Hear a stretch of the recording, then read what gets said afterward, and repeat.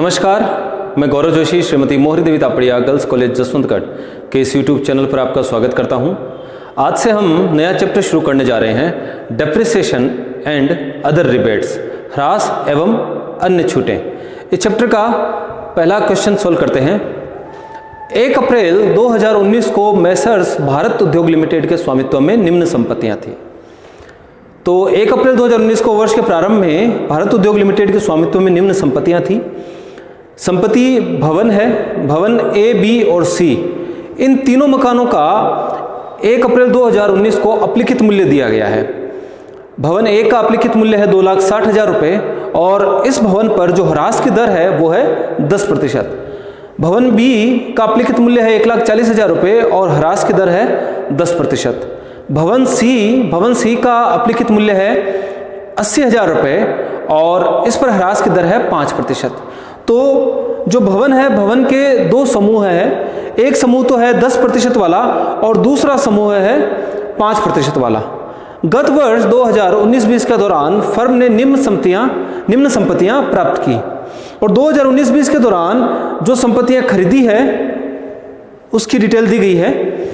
भवन ई खरीदा गया है जिसकी लागत है 2 लाख रुपए। प्राप्त करने की तिथि है 1 मई 2019।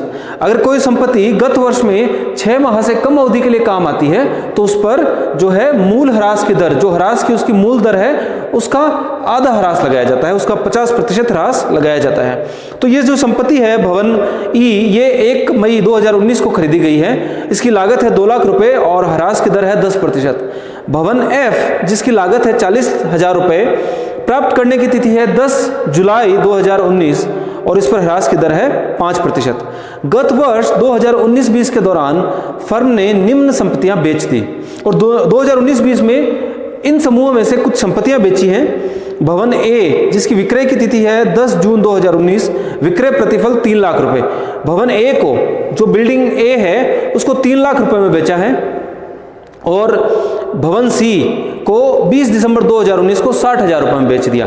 तो शुरुआत में जो 1 अप्रैल 2019 को जो फर्म के स्वामित्व में जो संपत्तियां थी, बिल्डिंग ए को बेच दिया गया है 3 लाख रुपए में और बिल्डिंग सी को 60,000 रुपये में बेच दिया गया है। कर निर्धारण वर्ष 2019-20 के लिए स्वीकृत ह्रास ज्ञात कीजिए। हमको अलाउएबल डेप्रिसिएशन, स्वीकृत ह्रास की राशि ज्ञात करनी है गत वर्ष 2019-20 के लिए। इस चैप्टर से संबंधित जो भी प्रावधान थे, जो भी धाराएं थी, वो सारी धाराएं, सारे प्रावधान हम इससे पिछली क्लासों में डिस्कस कर चुके हैं। आज की क्लास से हम जो है इस चैप्टर के प्रैक्टिकल क्वेश्चन सोल्व करने जा रहे हैं। आयकर अधिनियम के अंतर्गत प्रत्येक संपत्ति के लिए मूल्य ह्रास की गणना नहीं की जाती, बल्कि संपत्तियों के समूह पर मूल्य ह्रास लगाया जाता है। संपत्तियों को अलग अलग समूहों में बांट दिया जाता है। जैसे बिल्डिंग है, बिल्डिंग का एक समूह बना दिया गया और फिर बिल्डिंग में भी मूल्य ह्रास के दर के आधार पर अलग अलग समूह बनाए जाते हैं। अगर हम बात करें बिल्डिंग की, तो जो रहने के मकान हैं, रेजिडेंशियल बिल्डिंग्स हैं, उन पर मूल्य ह्रास की दर 5% है। तो उनका इस प्रकार की बिल्डिंग का एक अलग समूह बना दिया जाता है। जो बिल्डिंग व्यवसाय में प्रयोग आती है या फिर जो बिल्डिंग होटल के रूप में, छात्रावास के रूप में प्रयोग की जा रही है, उन मकानों पर, उन बिल्डिंग्स पर मूल्य ह्रास की दर 10% है। तो इनका एक अलग समूह बना दिया जाता है। तो इस प्रकार संपत्तियों का उनकी मूल्य ह्रास की दर के आधार पर एक समूह बना दिया जाता है और फिर उस पूरे समूह पर जो है डेप्रिसिएशन, मूल्य ह्रास लगाया जाता है। आइए क्वेश्चन सोल्व करके देखते हैं। तो यहां पर जो है अलाउएबल डेप्रिसिएशन की कैलकुलेशन करनी है। Computation of depreciation allowable for the assessment year 2020-21।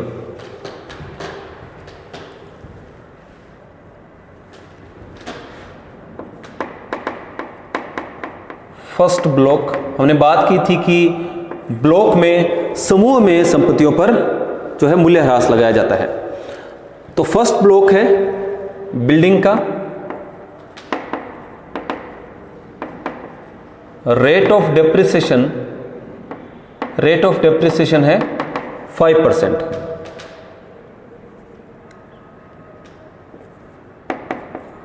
Return down value on 1 April 2019। Return down value कितनी है?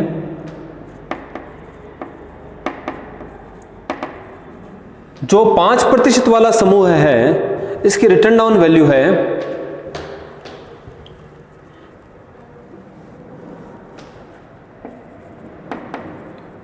बिल्डिंग सी है, इसमें बिल्डिंग सी अमाउंट, बिल्डिंग सी की रिटर्न डाउन वैल्यू है 80,000 रुपये। इस ब्लॉक में जो वर्ष के दौरान संपत्ति खरीदी गई है, एक्विजिशन ऑफ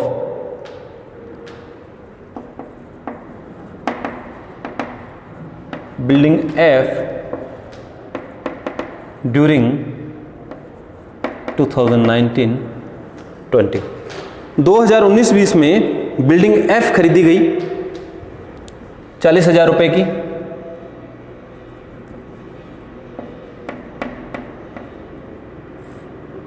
कुल मिलाकर गत वर्ष में 1,20,000 की 5% वाली जो है बिल्डिंग्स थी, 1,20,000 रुपये की संपत्ति थी भवन के रूप में, जिस पर मूल्यह्रास की दर है 5%। इसमें से सेल कर दी गई, सेल कंसिडरेशन ऑफ सी को बेच दिया गया। सेल कंसिडरेशन ऑफ बिल्डिंग सी भवन को बेच दिया गया 60,000 रुपये में। 60,000 रुपये में सी को बेच दिया गया, तो बैलेंस है 60,000 रुपये। और इसमें से इस पर हम डेप्रिसिएशन लगा देंगे। Depreciation at the rate 5% on rupees 60,000। 3,000 रुपये का इस ब्लॉक पे, जिसकी रेट ऑफ डेप्रिसिएशन है 5%, फर्स्ट ब्लॉक, इस पर 3,000 रुपये का डेप्रिसिएशन लगा देंगे। तो रिटर्न डाउन वैल्यू है इस ब्लॉक की, रिटर्न डाउन वैल्यू ऑन 1 अप्रैल 2020। 1 अप्रैल 2020 या 31 मार्च 2020 को इस ब्लॉक की रिटर्न डाउन वैल्यू है 57,000 रुपये।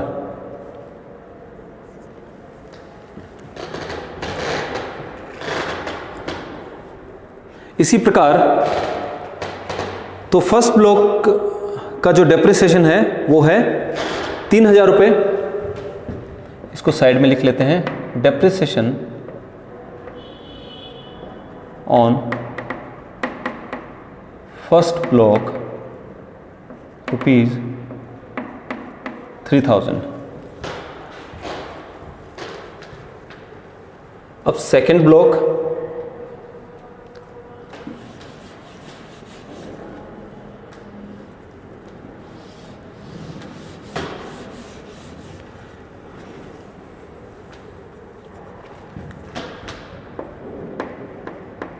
सेकेंड ब्लॉक है बिल्डिंग का जिसकी रेट ऑफ डेप्रिसिएशन है 10%।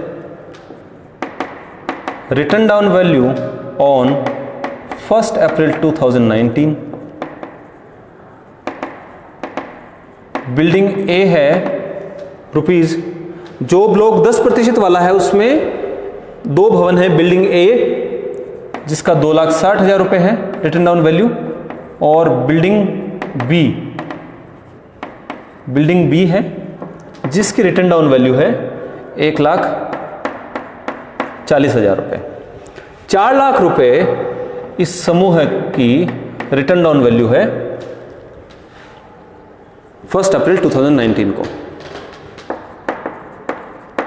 इस ब्लॉक में संपत्ति खरीदी गई है 2019-20 में। Building E, acquisition of building E during the year 2019-20 खरीदी गई है बिल्डिंग ई 2 लाख रुपए की। तो गत वर्ष में इस ब्लॉक की संपत्तियों का मूल्य था 6 लाख रुपए, इसमें से बेच दी गई। सेल कंसिडरेशन ऑफ बिल्डिंग ए बेच दी गई इस समूह में से। बिल्डिंग ए 3 लाख रुपए की। तो इस समूह का जो मूल्य है, इस संपत्तियों के समूह का मूल्य है 3 लाख रुपए। इस पर डेप्रिसिएशन लगा दिया जाएगा। Depreciation at the rate 10% on rupees 3 lakh. तो 3 लाख का 10% है 30,000 रुपये।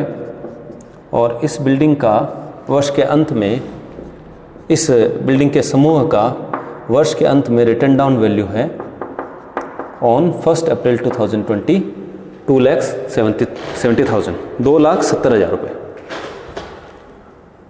अलाउएबल डेप्रिसिएशन की अगर बात की जाए, अलाउएबल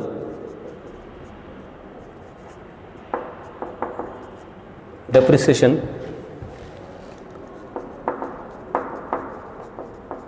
फर्स्ट ब्लॉक का है रुपीज़ 3,000 और